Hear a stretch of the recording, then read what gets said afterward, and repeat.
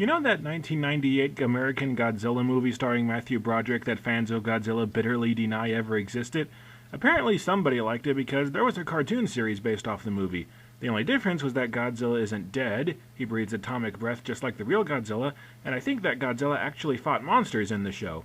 I never watched the show, but luckily I don't review TV shows, I review video games, and it just so happens that there's a Game Boy game based off that animated series that's based off the movie that's loosely based on a series of Japanese monster movies. I don't know what to expect out of this game, so let's just pop it in and see how it goes. The game starts out with an electrical monster attacking unspecified city. I don't know if this monster is from any of the Japanese movies, and I really don't care. On your way to fight the monster, you get savaged by military aircraft, and you have to destroy them. The game is essentially a shooter game, but I really don't know how to describe it. Godzilla walks on his own, and you aim his head up and down and use his atomic breath to shoot the enemies down. It's simple, but the controls are fairly responsive. I have to say, this isn't that bad. I'm sorry, this little guy here just makes me laugh. This guy sees a 50-foot tall lizard walking down the street, casually shooting fighter planes and assault helicopters out of the sky by belching on them, and his first instinct, rather than pooing his pants and running away, is to grab an assault rifle and charge down the street yelling, "Bonsai! You shall not pass!" Ah!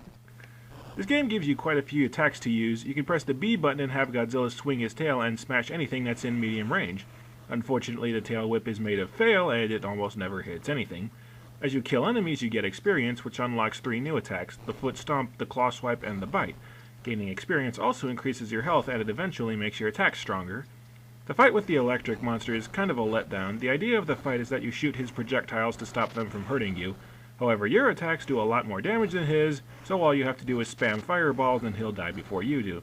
This is why when most monsters fight, they, bob and weave or use buildings as cover rather than both standing in place hawking explosive loogies at each other.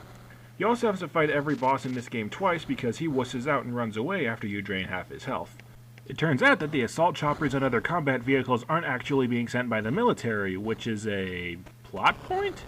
Apparently the military doesn't care anymore that Godzilla smashes the entire city whenever he goes out for a stroll. Fish gotta swim, birds gotta fly, I guess.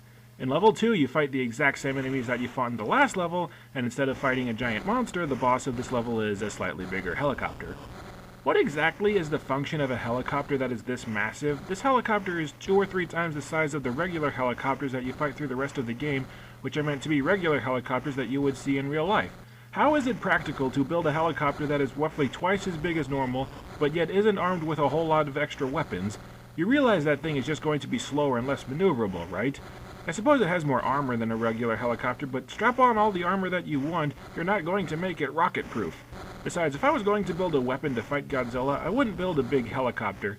I'd build something more like... Oh, and get a listen of this riveting background music that plays while you play the game.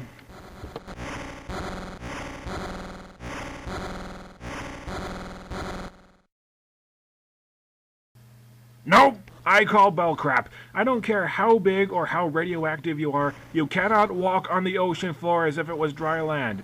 Can't do it. Physics says no. Besides, this incarnation of Godzilla is depicted as being amphibious. Why can't he swim here? This would have been the perfect opportunity for a shooting level where you actually get to move. You know, these enemies were formidable in the first level of the game, but now that I've got some experience with the controls and Godzilla's attacks and health have leveled up, fighting these basic enemies isn't nearly as hard as it was in the first level.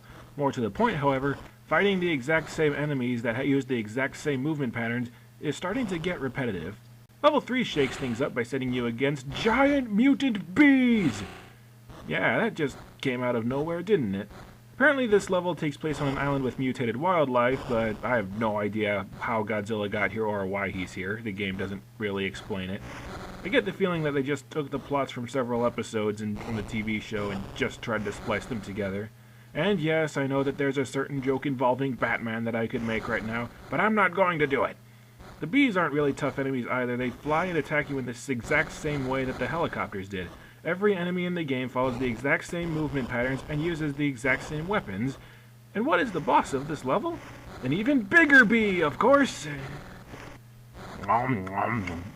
Giant bees.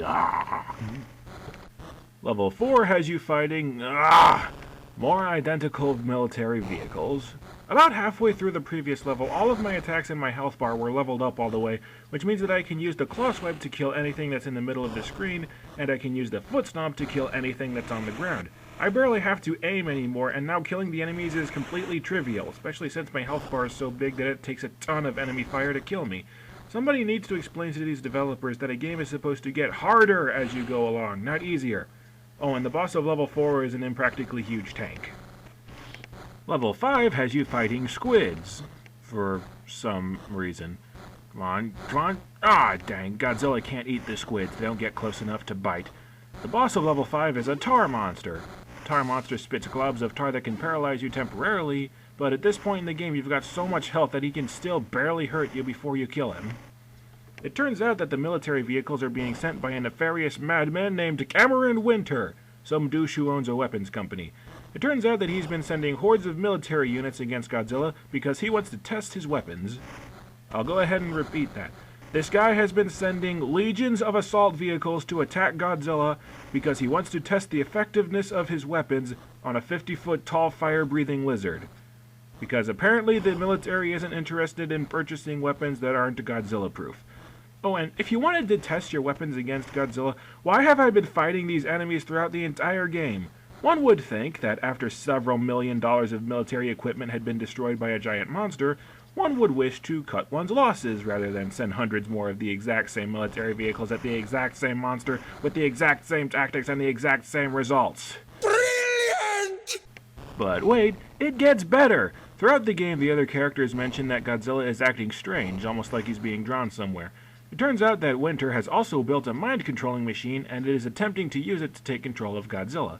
So the guy built a mind-controlling device that he thought would give him complete control over Godzilla, and while in the process of testing it, he decided to send legions upon legions of soldiers with top-of-the-line military weapons to try and kill Godzilla, the same monster that he was trying to control, and he sent waves of henchmen to kill him. He tried to kill the monster that he was trying to brainwash into serving him. Wanting Godzilla dead and wanting Godzilla to serve you are two contradictory things! Why are you trying to kill Godzilla if you want him to be on your side? You are made of stupid! Anyway, Godzilla follows the brain-controlling thingy, and eventually he comes across Winter's fortress.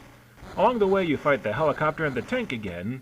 Oh goody, more bosses that I can fight without having to look at the screen. Now here is the final boss fight of the game, and to the game's credit, this fight is somewhat challenging. The fortress spawns basic enemies during the entire fight, and it fires a ton of rockets that cost a lot of damage. However, if you use the claw swipe and the foot stomp, you can kill the respawning enemies immediately, and this fight becomes easy. The game takes about 2 hours to beat, but it's a Game Boy game, so I guess that's to be expected. The game isn't terrible, but jeez, is it repetitive. Godzilla's attacks are so strong that you level up to full strength so quickly that the game just becomes way too easy, way too fast. And if a game ever starts to feel like it's a chore to play, something has gone wrong somewhere.